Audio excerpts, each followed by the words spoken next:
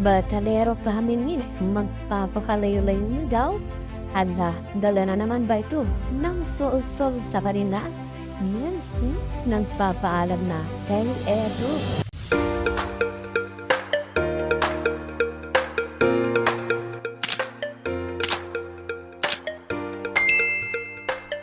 Isang mapagpalang araw muli sa ating lahat. Magandang araw at gabi po dyan sa ating mga viewers at mga solid supporters. Mega love shoutout po. At kamusta po kayo? So narito mga paningap ang ating muling pag-uusapan na kung saan Patalero family magpapakalayo-layo ito muna at maglilipat na ng bahay. So yan mga kalinga pang ating pag-uusapan na kung saan meron nga po ibang hinala na nagpadala na naman sa sulsol. Itong family patadero. So yan po ang ating pag-uusapan. Maya-maya na lamang pero pag po yan ay lagi kong paalala sa inyo bago po tayo magbigay ng ating mga comment at opinion. Itapusin po muna natin ang kabuuan ng video nang sa ganoon ay akma po ang ating i-comment. Sa iyan sa ating muling pagpapalik, narito mga kalingap no kung saan Batalero family magpapakalayo-layo ng araw. Dahil na po dyan, marami ang naghihinala na kung saan ay nagpadala na naman sa solusyon itong pamilya ni Biancy. So ano nga ba ang katotohanan dito mga kamingap? Dahil nga po dito ay marami na nga po tayong nababalitaan no, na itong pamilya nila Biancy ay nagdilipat bahay ng araw po sa malayo na kung saan ay magiging tahimik daw ang kanilang pamumuhay. At so ito nga po mga kamingap, unang kahit nga po saan man pumunta, itong handa pamilya nila at dahil nga po mga kalingap umiiwas daw sa issue at para manahimik o matatahimik na rin ang kanilang buhay. Unang-una no, sa sinasabi ni Kalinga Prab ating nga pambalikan na kung saan tatatak na nga po sa isipan ng tao yung kanilang ginawang pagpapatulpo. So kaya mga Kalingap, kahit saan mang lugar at talagang kilala na sila mga Kalingap no, at hindi na nga mabura sa isipan ng tao yung kanilang ginawa.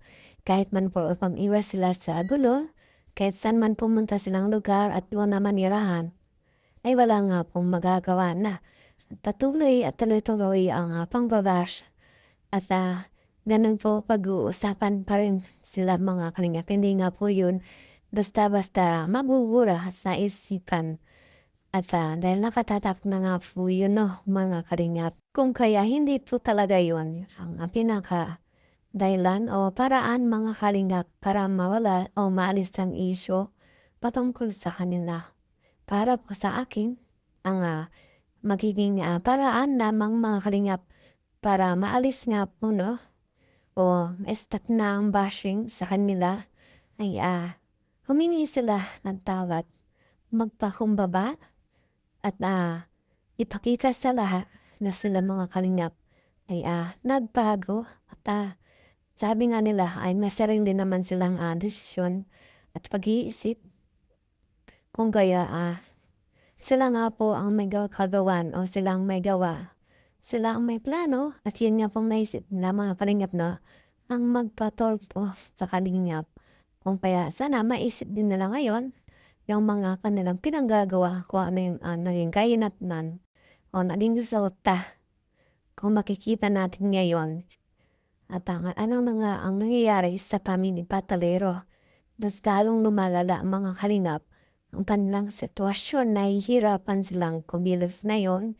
Si Biancy nai-stress na at nahihiya na nga po sa mga nangyayari. So yun nga po ay dahilanan ng kanilang mga ginawa sa Kalingap. Noon pa man ay hindi nagkukulang itong si Kalinga Prab na mag-advise na pagsabihan itong si Biancy na pag-isipan muna bago gawin ang kanyang mga plano.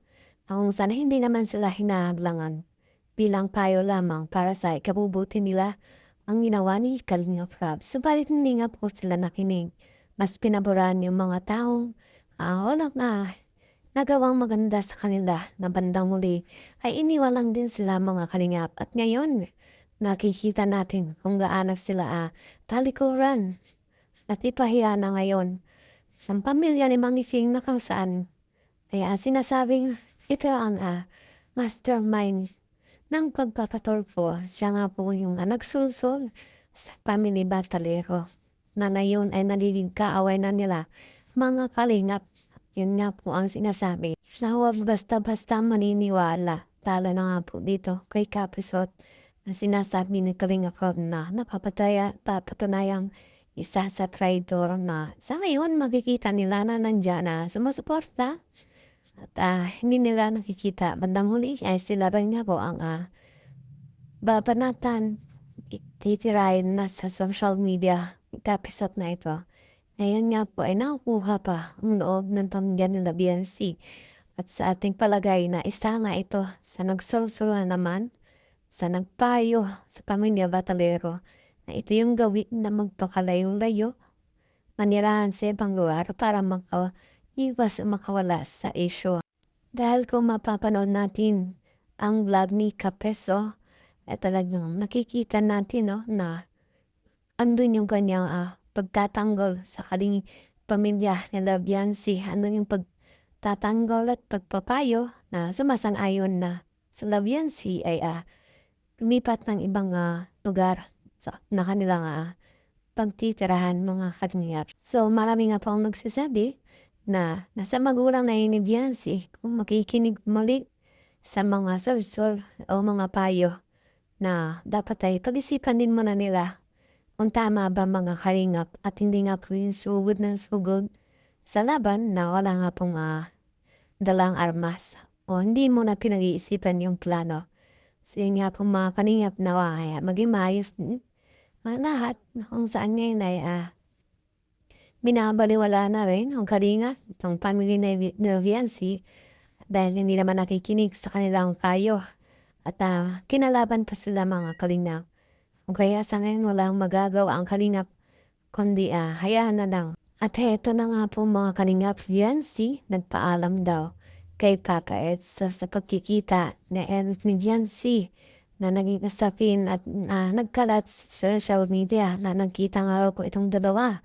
Na hindi na nga po ni Ate Edna na hindi sinasadya mga kalingap at baka nga raw po may malagang pinag-usapan silang dalawa upang magkaayos at malinaw na rin o malinaw man ang bawat isa.